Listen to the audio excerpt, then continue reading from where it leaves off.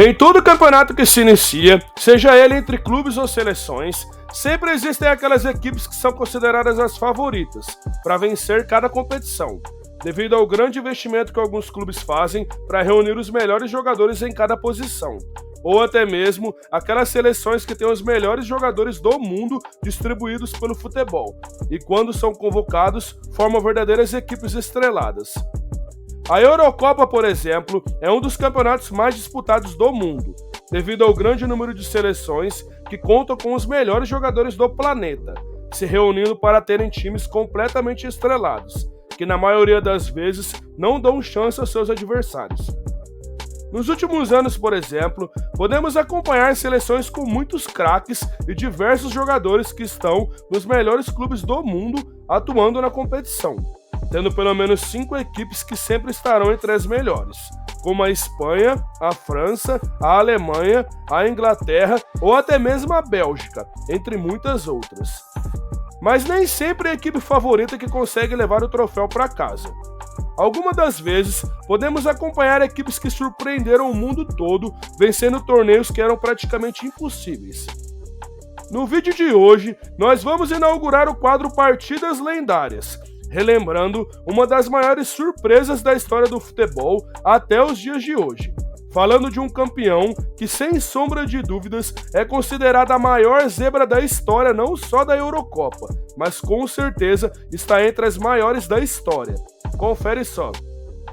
O ano era 2004 e mais uma das edições da Eurocopa se iniciava, com equipes extremamente promissoras e fortes dentro de um cenário que deixava cada vez mais competitivo dentro do torneio mais disputado entre as equipes europeias.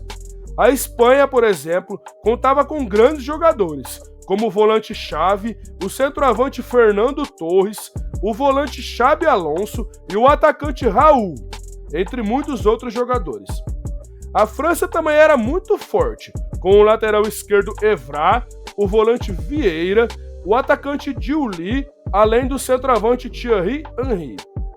Entre muitas outras favoritas, havia a seleção de Portugal, que surgia como nomes muito conhecidos, e era comandada pelo brasileiro Luiz Felipe Scolari, contando com grandes jogadores como Luiz Figo, que era um dos melhores jogadores do mundo na época, além do brasileiro naturalizado português Deco,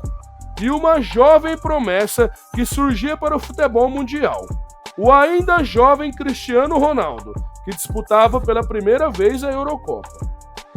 E o cenário da competição acabava deixando a equipe portuguesa com certo favoritismo, pois a Eurocopa era disputada justamente em Portugal, fazendo com que a equipe tivesse o privilégio de jogar todas as partidas diante da sua torcida, com o maior número durante toda a competição. E todo o favoritismo que envolvia a seleção de Portugal, estando dentro dos seus domínios, se concretizava quando a equipe conseguiu chegar até a final da competição, para enfrentar a Grécia, que até então era a sensação do torneio, considerada como uma zebra. A equipe inclusive já havia vencido a própria seleção portuguesa, na fase de grupos pelo placar de 2-1.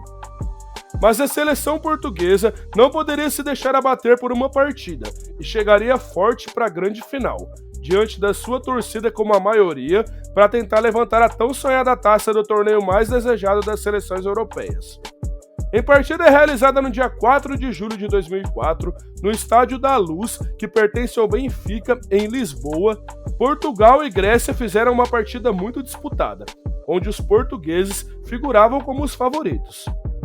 Mas o impossível aconteceria no minuto 57, mais precisamente aos 27 minutos do segundo tempo, quando o camisa 9 da equipe grega, Charisteas, subiu no alto após uma cobrança de escanteio para abrir o placar para a equipe grega, fazendo 1-0.